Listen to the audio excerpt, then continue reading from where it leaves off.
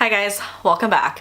So today is gonna be a different video. I haven't done a video like this since I got hired. So I was talking to my counter manager the other day, and weirdly enough, we had just hired one of the girls on our team, and she came up to me and told me like, oh my god, like I watched your video and your video actually helped me with my interview process. And throughout the years I've met a couple people that works in my district, in my region, that has come up to me and told me that watching my video helped them get ready for the interview, which I'm so glad that my video helped. Like, I'm very glad. If it helped you get your job, you're welcome. Like, I'm so glad that it helped, because I wish someone had told me everything that I told you guys when I interviewed. So if it helped you guys, I'm glad. But I was talking to my counter manager, and then she had brought up, I think not even like intentionally, but she had kind of like suggested the idea of maybe a follow-up video. Now you got hired at Chanel, now what? So today what I'm going to be talking about is what to expect when you get hired at a Chanel counter at Nordstrom. So I can't speak for any other department stores. I can't speak for Macy's, Bloomies, Neiman's, Saks, Boutique. What I'm here to explain to you guys today is what to expect when you get hired at Nordstrom Chanel. So this is basically how things operate when you're behind a counter. I'm going to go over expectations, percentages, basically how to survive behind a counter. Okay, so for those of you who are not interested in this video, who are not, watching this video because you're looking for a job or whatever, go ahead and exit out. Or if you're curious, I hope that this process doesn't disenchant you guys, and I hope that this video doesn't totally kill the dream for you guys, because this is a reality. You are working for a business, and at the end of the day, businesses are always going to want to grow. I'm just gonna put that out there. That's my disclaimer.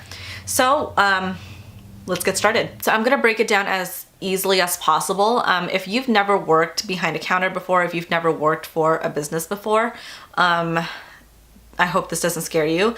And if you've worked behind a counter before, the expectations pretty much kind of hold true.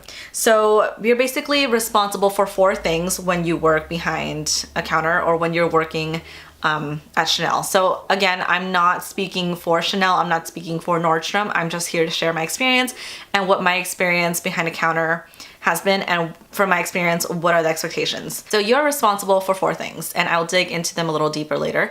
You are responsible for your metrics, and that includes goals, line assigned, percentages, whatever that may be. I'll dig into it later, but you are responsible for your metrics. You're responsible for making appointments. You're also responsible for pre-sales, and you're responsible for customer rewards. So those are the 4 things that you are going to be responsible for when you get hired at Chanel at Nordstrom. So metrics includes your sales goal for Nordstrom and sales goals for your counter. So let me break that down for you guys. So at the end of the day, you're going to work for a business, and businesses are always going to try to increase their sales each year. You are part of the process of increasing the sales for the year. Your portion of the business growth is kind of broken down into 2 segments.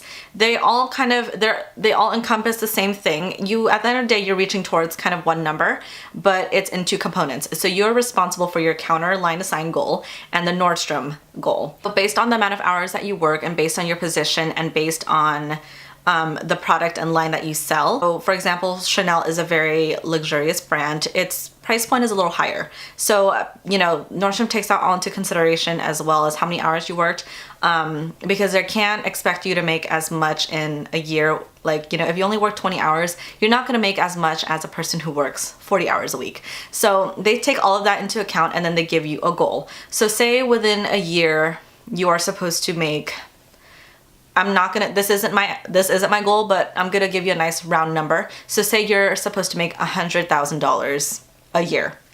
Let's just say that's your goal. Out of the $100,000 that you make, that you sell at Nordstrom, 80% of that has to be from Chanel. Regardless of whatever you sell at Nordstrom, because you are employed at Nordstrom, whatever number that you sell, 80% of that has to be Chanel. And of course, there's different situations and different scenarios that are taken into account when, they're rendering your number. But that's just a rule of thumb.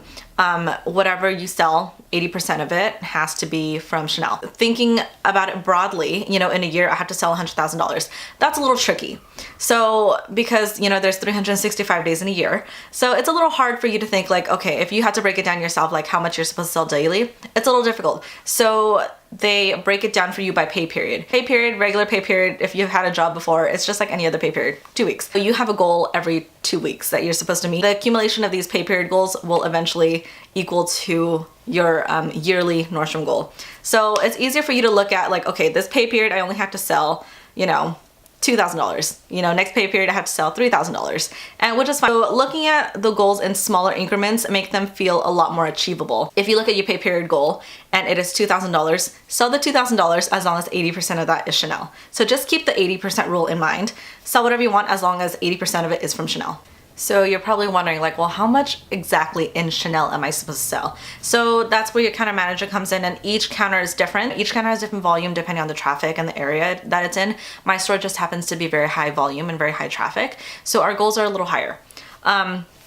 So back to what I was saying about how, you know, how much are you supposed to sell each day at the counter? The counter goal for the day is always going to be communicated to you.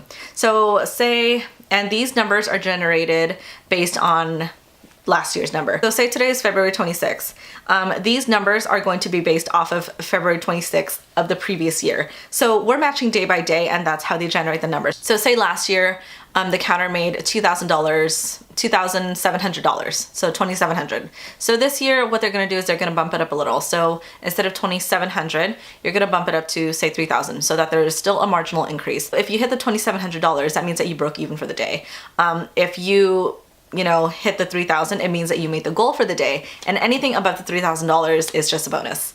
So you're probably thinking, okay, so the counter goal is $3,000. How much of that am I responsible for? So say, like I said, the goal is $3,000, right? And there's 6 of you guys at the counter. That means that each person is personally responsible for $500 of the goal. It all comes down to teamwork, breaking it down into smaller increments. It's a little more palatable, it's a lot more consumable, and it just makes it easier for you to achieve, as opposed to thinking like, oh my god, I have to make $100,000 in a year. I need to sell $500 in Chanel today. That's a lot more achievable than thinking like, oh my god, like I have to sell $100,000. Like it can get a little overwhelming. By the way, when I say that you need to sell $500 in Chanel, or that you have to sell 80% Chanel, that is only color is skincare. Fragrance is its own department. It needs to be cosmetics, or it needs to be skincare. So those two components is what makes up your 80%, or it makes up your daily line assigned for the day. So next, you're responsible for making appointments. So a couple times a year, Chanel will have events, and I've mentioned on my channel before, you know, we have like very exciting events where we have like our national makeup artist come in. For my region, it happens to be John Fassel. So, you know, once in a while he does come into our store. So on the day where it comes, you are responsible for making appointments so that your customer can come in and meet him. So say there are 14 slots, and say there are 7 of you guys.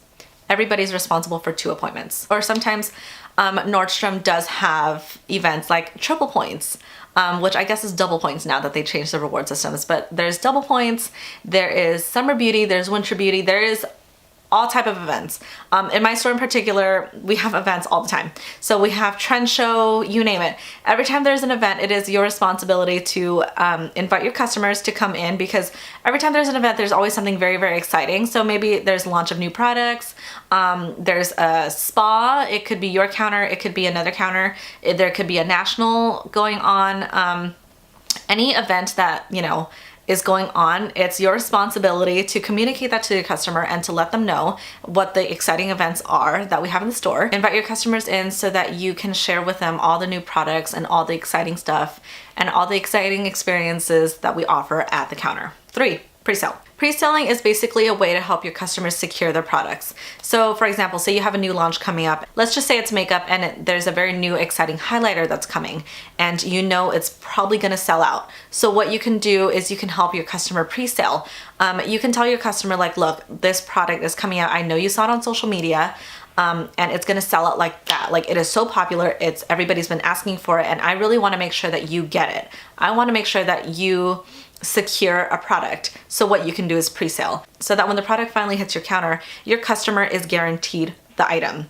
And that can be for anything. It can be for creams, it can be for anything. It could be for a new launch. It could be during double points, for example. So during double points, a lot of people do their shopping to get their points. And a lot of things do tend to run out during a big event like that. So you can help your customer pre-sale so that they are secured that product, so that they know that when time comes, not only are they going to get their points, but their product will also be secured. So when you do pre-sale, they're basically buying it ahead of time. It's just that you're going to ring it on a designated day, whether it's going to be a day where they're getting more points, more rewards, or it's going to be a day where it launches. So pre-sale is a great way for you to help your customers secure their product. And it's just a way for you to just contribute to that goal that I mentioned before. Okay, so lastly, customer rewards, and I kind of touched on this throughout the video. I kind of sprinkled it in there. So at Nordstrom, you do have customer rewards. You have two types. You have the phone number rewards, and then you have the card rewards. So a Nordstrom card is a credit card. You can invite your customer to sign up for a credit card. It's just like a regular credit card that they use at Nordstrom, and with each dollar that they spend, they get 2 points. After they accumulate 2,000 points by spending, they get a $20 note or a $20 coupon to spend at Nordstrom. Which is great. I mean, it accumulates a lot faster than you actually think. Or if they don't want to sign up for a credit card, you can always offer them the phone number rewards. So that way they get all the benefits of having a card without actually having a card. It's just a phone number rewards, and instead of earning 2 points per dollar, they earn 1 point per dollar. The points aren't going to accumulate as quickly, but at least they're still earning points while shopping at Nordstrom. So your responsibility is to make sure that your customers are getting rewarded, whether it is with a card or, you know, with no card, with a phone number. It is your responsibility to make sure that your customers are getting rewarded, so that their shopping is being gratified, and to make sure that they're getting all the use that they have out of their Nordstrom membership. So I know that was a lot of information, and I hope it made sense. I mean, as I'm saying it, it kind of makes sense because I'm working at the counter, so I know exactly what it means. So hopefully this kind of makes sense for you guys. These responsibilities and expectations are kind of more for Chanel at Nordstrom specific. So hopefully at this point you're not feeling overwhelmed, or even if you are, it's okay. I was overwhelmed too because it's just a lot. It's a lot that you are responsible for, and the expectations are pretty freaking high. So I feel the best way to continue on with this is to remember why you wanted this job. Just stay eager, stay passionate about Chanel, and stay passionate about your craft. Just remember, you're around makeup, you're around artistry. Just, if you love what you do, the job's just gonna do itself. Like, when you talk to a customer, don't keep in mind, oh, I have to sell to them. Just talk to them as human beings. Talk to them about makeup, because both of you guys are sharing the same love for makeup. You guys both love Chanel makeup, and just talk about that. It's okay. Don't focus on selling, because I'm not a salesperson. I'm not very good at selling. I've never been very good at selling. I don't have a silver tongue like that. My strength is being honest, and I, just like what I've been doing on my channel, like, I talk to you guys about stuff that I like, stuff that I don't like. I mean, actually the stuff that I don't like, I don't even talk about because I can't even do that. So just be honest with yourself, and be honest and be kind, because that's the best way to talk to people, truly. The other thing that nobody warned me when I got hired is that you're not the only one that has a sales goal. Everybody around you is going to have a sales goal. So just keep that in mind. There are gonna be days where you're gonna feel a little pressured, and you're going to wanna step on other people's toes. Don't do it. I mean, it's my suggestion to you, stay true to yourself. If it's not in your nature to be a shark and to step on other people's toes, don't do it. Other people, or if that's your style and you're competitive like that, you know what, do you. But if you don't have it in you and you feel very uncomfortable doing it, don't go out of your way to step on other people's toes. Other people might step on your toes, and there is a way for you to handle things around you, and there are ways for you to make your sales goal and to make your goal without having to step on other people's toes and to try to steal all customers. Because I'm telling you, it's gonna happen. You are gonna have an altercation with somebody. If you're sitting here and thinking, oh my God, like, that's so much stress, I don't know if I'm gonna be able to do it, just stick to it. If you don't like it, you can always leave. But with that being said, you just stick to your guns. Stick to what you know, stick to your passion. Be honest with yourself, be kind. Because for me, being kind and just being nice has gotten me a lot further than being mean and trying to steal other people's sales and just stepping on people's toes. Just remember, the key to all of this, you attract more flies with honey than vinegar. Okay? stay eager, be on top of your product knowledge.